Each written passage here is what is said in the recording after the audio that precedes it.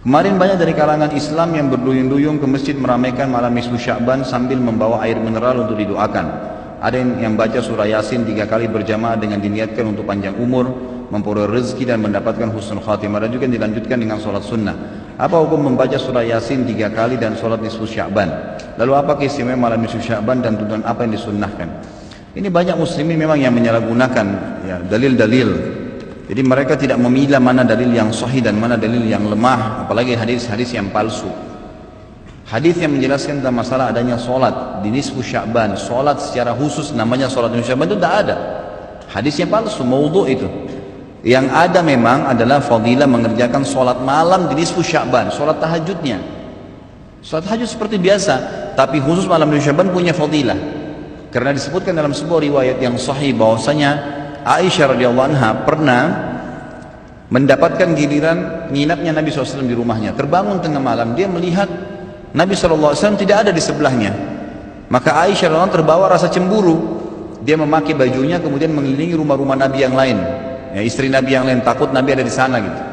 Diketukin satu-satu, ternyata nggak ada. Lalu Aisyah tergopoh-gopoh pergi ke masjid mendapatkan Nabi SAW sedang sholat. Begitu Nabi SAW lihat Aisyah lagi ngos-ngosan jalan gitu kan, kena buru-buru. Kata Nabi SAW, wahai Aisyah, kau cemburu lagi? Ini adalah malam nisfu Sya'ban. Artinya saya sholat malam ini karena ini adalah nisfu Sya'ban. Ini hadis yang sahih, gitu kan? Dan memang dianjurkan oleh para ulama, mereka mendirikan sholat malam di malam nisfu Sya'ban itu sholat tahajudnya. Tidak ada malam khusus, tidak ada sholat khusus namanya malam nisfu Sya'ban.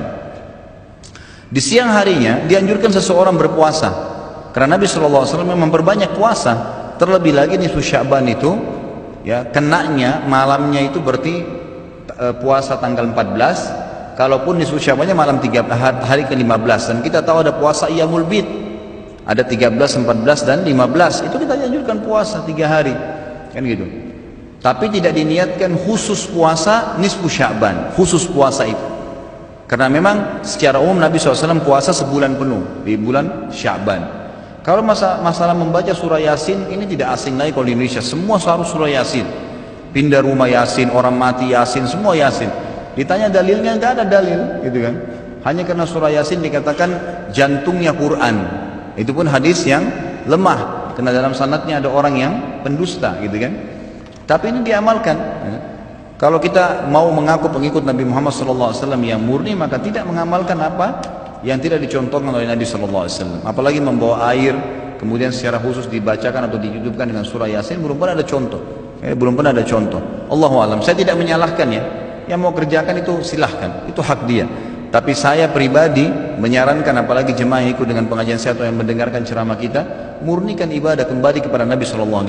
Nabi SAW tidak menghembuskan nafas terakhir kecuali sudah mengajarkan semua yang kita butuhkan. Jadi tidak perlu ditambah. Kalau kita tambah seperti kita sedang mengatakan, maaf Rasulullah, saya lebih faham daripada anda.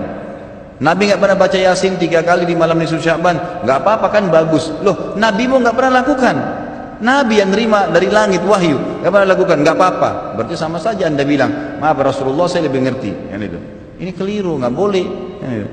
Jangan tambah-tambah agama, biarkan dalam keadaan murni. Sedangkan murni saya sudah banyak sekali yang kita bengkalekan, apalagi kalau ditambah-tambah.